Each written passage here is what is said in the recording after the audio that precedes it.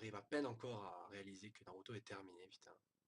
Naruto était une série... Non, c'est vrai qu'on parle de One Piece. One Piece était un chat... donc One Piece, donc après qu'on a eu donc pas de chapitre à se passer, c'est vrai que ces temps-ci, Oda commence, il commence à augmenter le nombre de semaines où il fait pas de chapitres, j'aime pas trop ça. Enfin, je sais que le mec, il fait un des mangas les plus vendus du monde, là, et que, allez, il doit suivre donc un rythme de vie assez incroyable, et franchement, je suis sûr qu'il est hyper jaloux de Kishimoto, l'auteur de Naruto, vu que lui, quoi, il fait la série depuis quoi? Depuis 15, il a fait la série pendant 15 ans, et enfin le mec il va avoir des vacances, vous voyez. Donc Oda, lui, il n'a pas connu de vacances depuis perpète. Mais bon, il est en train de légèrement réaliser une des plus belles œuvres de tous les temps. Donc je pense qu'on peut quand même, enfin je pense qu'il se donne à fond surtout pour ça. Bref, donc les chapitres de cette semaine en fait nous montrent la boucle, cette boucle, je veux dire, enfin, comment dire, cette tradition, ce rituel. C'est-à-dire que dans les flashbacks de One Piece en général, quand c'est un personnage principal, enfin un personnage très important dans tous les cas, nous avons toujours à un moment donné, le mentor, le maître, le professeur, le père, quelque chose. Vous voyez, celui qui se trouve, celui qui a tout appris, quoi, qui meurt. Et ces flashbacks, la fin de ce flashback, nous mène inéluctablement à la mort donc du frère de Flamingo, donc Rodilante, donc Corazon deuxième du nom. Et je trouve ça triste parce que quand je parle donc de ce maître, mentor, ça, je parle de Saul, je parle de Dr. Iluluk, je parle de la mère adoptive de Nami, j'ai oublié. Je parle aussi ouais, de la mère de Robin, techniquement aussi. Donc. Mais je parle aussi de Shanks qui a laissé Luffy. Mais bon, il est pas mort, mais il est parti, quoi. C'est pareil. C'est plus ou moins le même genre de truc aussi pour le père de Usopp, même si d'ailleurs les deux pères, enfin le père de Usopp est dans l'équipage de Chunks en plus. Donc voilà, c'est lié.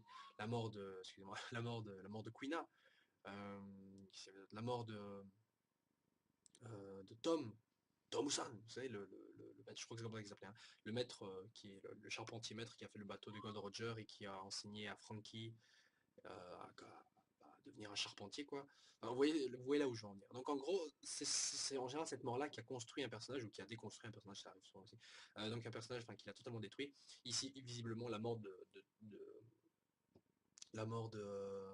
Corazon a affecté assez l'eau au point que je crois, je sais pas si vous avez remarqué, mais en fait le style de l'eau, même au niveau de son design, ses fringues, ça, se rapproche beaucoup en fait de celle de Corazon. Si vous regardez bien en fait des flashbacks par exemple, où les deux sont en train de discuter, genre l'autre essaie de faire rire l'autre. Vous voyez bien qu'au niveau des fringues, il y a un petit côté comme ça qui se rapproche des deux. Et je crois que c'est surtout parce que voilà, c'est un peu, ça a été son bienfaiteur quoi.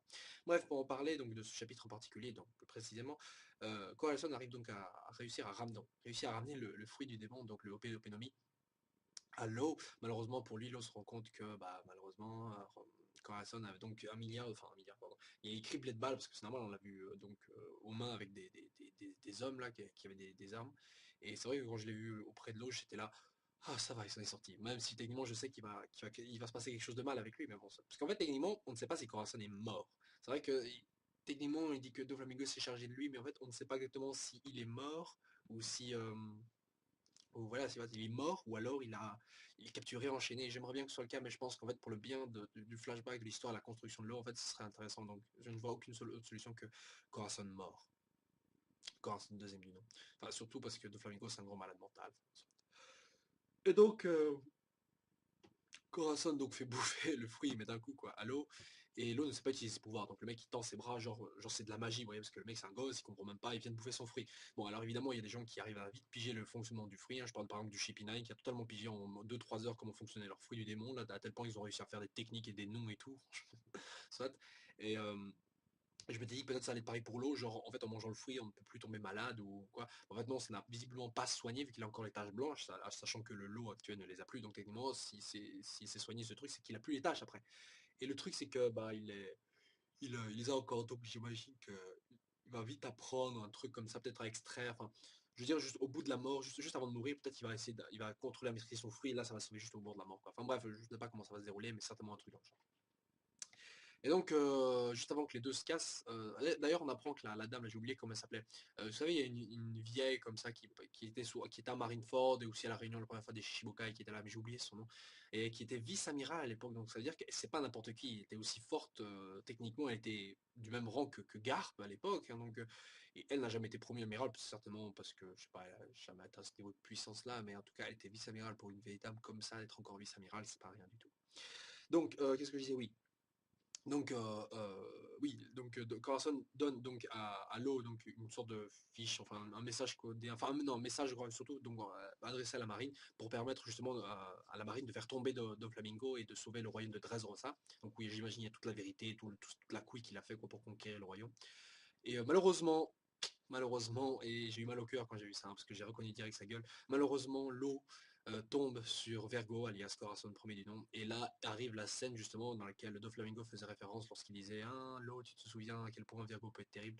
En gros, Vergo commence à tabasser Corazon, qui est déjà mortellement blessé. C'est incroyable de One Piece, franchement, ils sont intuables, les mecs. Franchement, un type normal, alors, il serait mort, il serait déjà mort déjà avec toutes les balles qu'il a chopées. Enfin, ça, donc il tabasse Corazon, mais pas uniquement, il tabasse également l'eau, qui est déjà lui aussi au bord de la mort. Donc les deux sont limite vraiment sur le point de crever. Bon, il y a peut-être un peu moins tabassé l'eau, j'imagine, mais il les a tabassés tous les deux et voilà quoi. Mais bon, le truc c'est que Corazon arrive encore à se lever, à avoir la force de porter l'eau, et l'eau visiblement aussi est encore de toute façon debout.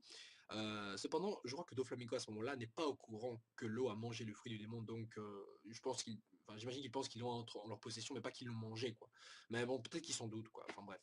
Et donc à ce moment-là, Doflamingo donc arrive comme là, à la base le plan le voulait, hein, parce qu'il devait faire un échange avec les pirates là, à qui Corazon deuxième du nom a volé donc le fruit du démon.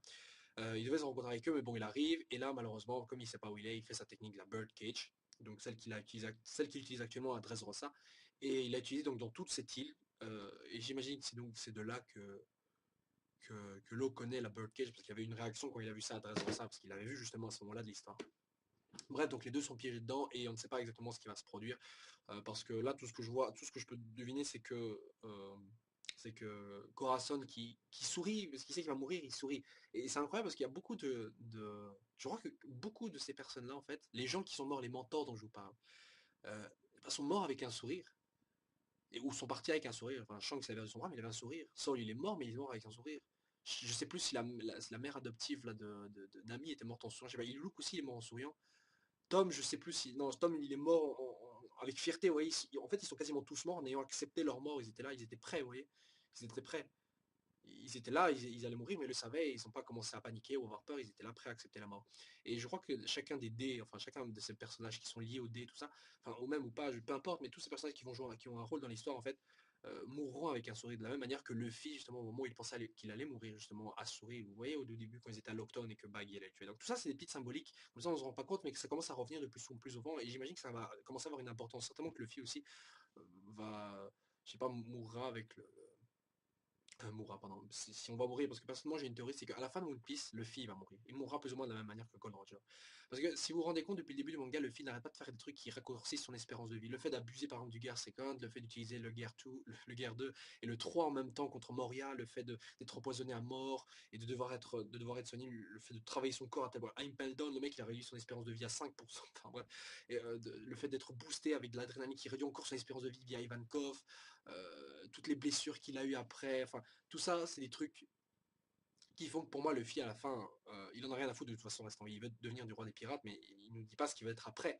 Il dit pas, oui, je veux rester en vie, tout ça. Non, il s'en fout. Tout ce qu'il veut, c'est justement devenir le seigneur des pirates. Donc peu importe qu'il meure de la minute après, tant qu'il le devienne, c'est ça l'important, vous voyez ce que je veux dire. Et je crois que ça va être comme ça, le manga. Il le deviendra et c'est tout, il a fait complet. Mais pour ça, pardon, il faudra qu'il accomplisse la dernière grande bataille, qui sera certainement à Marijua contre le Gorosei, comme moi j'avais théorisé aussi. Bref, donc le chapitre se termine à ce moment-là, et donc on peut deviner, j'imagine que oui, que Corazon mourra en protégeant donc l'eau, en disant à son frère, voilà, il a mangé l'eau pédopénomie, si tu le tues, le fric, tu le reperdras, un truc dans le genre. Donc j'imagine qu'ils ont gardé l'eau en vie, qu'ils ont essayé d'endoctriner, ou que celui-ci s'est échappé, et qu'ils n'ont plus jamais retrouvé par la suite, jusqu'à maintenant. Ou alors que l'eau, en fait, a toujours été en contact avec Doflamingo depuis lors, et que justement, que voilà, il pouvait pas, il n'avait pas carte blanche, quoi. Doflamingo voulait le garder pas très loin de lui, j'imagine. Bref, ouais, je suis un peu fatigué. Euh, Bref, dans tout cela, tout ce qui est important à retenir ici, c'est que Corazon a certainement été un de ces personnages que Oda a réussi à nous créer, qui est juste devenu super attachant. Je trouve Corazon super attachant. Je sais pas ce que vous pensez, mais moi, Corazon, moi je l'adore ce personnage. Je trouve ça dommage d'ailleurs qu'on connaisse plus ou moins son destin funeste. Et peut-être c'est ça la trappe, hein. Peut-être qu'on suppose tous qu'il est mort alors qu'en fait il a envie. Mais bon, ça. Donc sur ce, les gens, on se retrouve la semaine prochaine pour le prochain chapitre de One Piece, j'espère. Voilà, donc sur ce, ciao ciao. Et n'oubliez pas de donner vos commentaires, votre avis, et même partager la vidéo ou abonnez-vous si vous ne connaissez pas, parce que je sens qu'il y aura d'autres vidéos qui vont certainement vous intéresser.